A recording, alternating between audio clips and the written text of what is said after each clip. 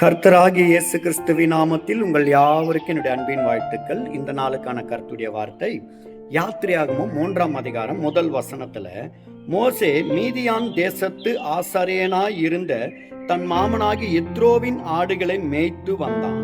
அவன் ஆடுகளை வனாந்தரத்தின் பின்புறத்திலே ஓட்டி தேவ பர்வதமாகிய ஓரேப் மட்டும் வந்தான். ஆமேன். எனக்கு அருமையான தேவஜனமே, இங்க மோசேயை குறித்து தேவ தரிசனமாகிய முற்செடியை குறித்து அல்ல, மீதியான் தேசத்து ஆசாரியனாய் இருந்த யாரு இந்த ஆசாரியன்? இவனுடைய ஆலோசனையை மோசே கேட்டு 70 பேரை தெரிந்து கொண்டு அவர்கள் மேல கைகளை வைத்து ஜெபிக்கிறார்.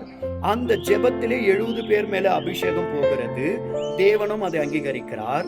இந்த எத்ரோ ஒரு இடத்துல பலியை செலுத்தி தேவனுக்கு அவன் ஜெபிக்கும் பொழுது இஸ்ரவேல் ஆசாரியர்களும் வந்து அந்த பலியிலே கலந்து அவனோடு புசித்து தேவனை துதிக்கிறார்கள்.